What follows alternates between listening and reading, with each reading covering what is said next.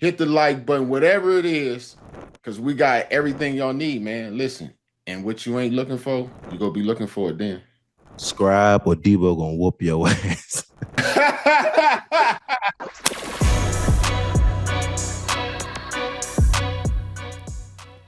So now let's get back to our Steelers then. Okay. What you want to hit? Tell me what I want to talk about your man, Adam Schefter is talking about Cam Heyward maybe sitting out for the season opener. Cam sitting out for the season opener. What's going on over there? Give me. I think he got 2 years left on his contract, don't he? He just signed a 2-year extension. He got 2 more years left. I think he signed it. He signed a 2-year extension last offseason, which gave him this year and next year for contracts. So he got this year. He has a deal for next year. So last offseason, he signed a 2-year extension because he only had 1 year left on his deal. So then he played that, and now he has this one and next year from the extension he signed last year. Yeah, so he did sit out a portion of training camp and didn't rule out sitting the start of the regular season until he gets what he wants. Heyward was practicing with the team on Monday, which suggests he's going to play. But Adam Schefter says there's still a possibility Cam Heyward doesn't suit up. They have not been able to figure it out. And so I would think it's going to be really interesting to see if Cam Heyward is on the practice field on Wednesday as the Steelers get ready for their season, as the Steelers get ready to open their season on Sunday against the Jets. It's about to get interesting there. And again, maybe Cam Heyward says, I'm not going to play on this deal. It didn't sound that way earlier in the summer, but we'll find out. What the deal look like, Joe? What's on the deal? The deal was 2 years, $29 million. So first year, this year he'll be making 14.7, and next year he'll be making like 14.2. So I think he's looking. I mean, I love the Steelers because this is going to be Cam's going to year 13, 14. So I mean, his production and everything, I understand what he's saying. It has not slipped. So there's defensive tackles. I think it's up there. Well, defense, we got defensive ends, obviously now, $47 million a year with Micah Parsons. We got TJ Watt at 41. We got Myles Garrett at 40. And he's kind of looking at it with him making 14.7 Pro Bowls and all that stuff. Maybe they don't deserve double what I'm getting. I mean, maybe they deserve double of what I'm getting, not triple. So he's making 14.6. Maybe Cam just wants a little $6 million bonus, you know what I'm saying, to make it around $20 million. But he did sign an extension. I can see where the Steelers are coming from, where, man, Cam, this is going to be year 13, year 14. We got 14.7. We got 14.2 the next 2 years. That ain't good to go. We're giving you real bread. So I can see where they're coming from. And then with Cam as the player, as production-wise, what he has done is a little up from what his contract is making, but you can see how it's a little bit of both. This is like his 5th contract with the Steelers, and it's not a bad deal. Like it's not a defensive tackle on year 13, 14, making 14.7, 14.2. Those are good numbers. Those are good numbers for you know what I'm saying. So it's not a disrespectful thing, but for Cam being the player, knowing this is going to be kind of his way out, trying to get as much as he possibly can, because it is a business. He knows if he was playing bad, they might have did some other stuff. They could have easily. They could have just let him slide. You know what I'm saying? But he knows the reason why he is still there is because of his production. It's not no friendly stuff. It is because, you know what I'm saying, I'm performing on the field.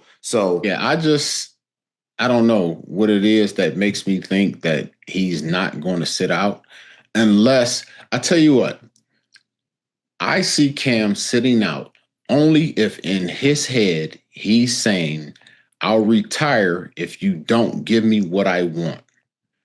That's the only way I see him sitting out. Because if you sit out, like, you got 2 years on your deal. What you gonna do? Sit out till it's over with for a couple years? Yeah. And I think the only way he would sit out is if the thought process is, if I don't get what I want, I'm not going to play for this, and I'll just retire because it's not worth it for me to do it. at this number and put my body through whatever it is that I need to do to get ready and stay ready for the season. That's the only way I see him actually not playing this year, is that he says that sounds like an Aaron Donald. Like Aaron Donald, knowing end of the day, he can walk away unless he gets the number he wants. If he doesn't feel like $14 million a year, touching after taxes at $8 million to go to his thing where he's like, no, I should be making 20, or I could tuck 10, 11, like $12 million, you know what I'm saying, after the season, then it's just really, he's good. You know what I'm saying? I mean, that sounds crazy to say, but being able to be in Cam and be in the position that he is, like with his body, with his family, not wanting to do it, that would be, I think, like you said, that'd be the way, being able to sit out and be like this, I'm willing to walk away. But I think Cam's still ready to play, still wants to go. And if you do play Cam, you still got another 30 M's, you know what I'm saying, coming in these next 2 seasons. So I will hunker down. Yeah, I would. Yeah, I ain't gonna lie. I did it for way less, baby. You know what I'm saying? But you know, I wasn't trying to count anything else but what, you know, was good enough for me to go out there and play and be okay with it. So 1,000%. And that's on Cam. He knows this number. He knows what's gonna make him good and what he feels like he deserves. So more power to him, because that's my good man. He a baller. He gonna, hopefully everything works out for sure. Hopefully it works out. You know, even if it don't, hopefully it still works out. You know what I'm saying? Look. We be talking about my man taking 14-7 or getting some more money. So it's a win-win. No question. So Matthew Stafford will start the season opener against the Texans. Will Stafford finish the season as he deals with an aggravated disc in his back? I don't know. I love Matthew Stafford, man. I played against him since he was at Georgia and I was at Florida. He had AJ Green there. So we had some battles ever since 2008. So that I love his game. He also has a cannon of an arm, great competitor, plays hurt. You know what I'm saying? Like, I really, really love his game. But you know that thing, that health, that thing is always going to catch up with you. Can't nobody run away from that. So I think as long as his line tries to keep him upright, but he's a gangster. He's going to stay in the pocket. He's going to stare down the barrel. So, I mean, it's just, I don't know. Depending on what the line looks like, I don't know. I think as long as he doesn't have a catastrophic event where it like just totally herniates, he'll be able to make it. Because I myself went through a whole 14 weeks all the way up to the Super Bowl where I had herniated disc in my back. Damn. And it was the year we ended up losing to Green Bay in the Super Bowl. So I'm sitting there, dude, and you know, as the beginning of the week goes on, you know, I'm taking the tee shot, and the tee shot would make it go away. So I would play, you know, my first game, it was cool. You know, second game, it was a cool. Third game, I took the tee shot, and I'm like, yo, I can still feel something. So I believe it was the fourth game came along, and it wasn't touching it no more. I'm like, yo, like, y'all got to check out what's going on. I'm getting these pains down my legs. Like, you know, I'm getting the sciatic pain. I'm getting this stinging pain in my Achilles, you know, all that. And, you know, it got to the point to where, you know, I was playing and I go to step on that foot to turn the corner, dude. My whole leg just, boom, gone. Oh, no. I just fall, right? So they did an MRI. They do the MRI. I go in and they're like, get the MRI report. And doc like, yo, you need to come in. So I go in and he's testing me out. And he's like, James, you know, just looking at your back, you know, I would say that you need to have something done right now. He said, but you know, you testing out strong and all that. And I'm like, yeah, I'm strong when I'm strong, but when it ain't, it's gone. Yeah. You know what I'm saying? So basically it was an option of get the surgery now. You're out 6 weeks, right? Or get the surgery after the season. So I'm like, well, let's just get the surgery now, man. You know what I'm saying? Okay. Well, end up talking to, you know, I guess the training staff and everything else and whatever. And they're like, well, let's just go until you can't go anymore, right? So I'm like, all right, cool. I'm willing to do it anyway. You know what I'm saying? I want to play. I want to win. I want to help my team. You know what I'm saying? Because I looked at my dudes as family. You know what I'm saying? Like, that's 100%. What year was this? This was 2010, man. But the year the year before they locked us out. So I go and I'm playing, and dude, I had 2 times where, I had one time they had to come get me. I couldn't get out of bed, bro. I had 2 times where I actually got a epidural, dude, on like a pregnancy epidural. Yes, so they take and they do it, fluoroscope guided, and they go to the site where the disc is, and they inject cortisone and some numbing stuff. Cortisone. Yeah, cortisone and some numbing stuff. So when they hit it, it's like boom. I'm like, oh, because it's taking that pressure off of the nerve that the disc is pressing on. So it was my S1, L5, L4. It was my lumbar. So it was pressing on those nerves. That's why I was getting the sciatic. And that's why, a couple of times my leg just drop and give out on me. You know what I'm saying? I lose power and all that. Easy.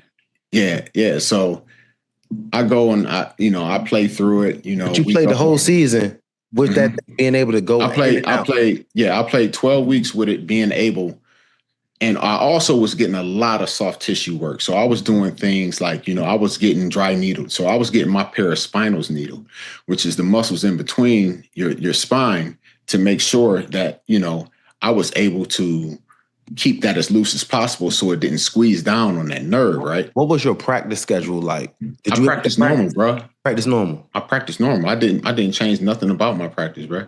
Like I love to practice because I'm not a person that could sit there and look at a scheme. I need to be out there doing it. I need to feel what I'm gonna get. No, for sure. Yeah.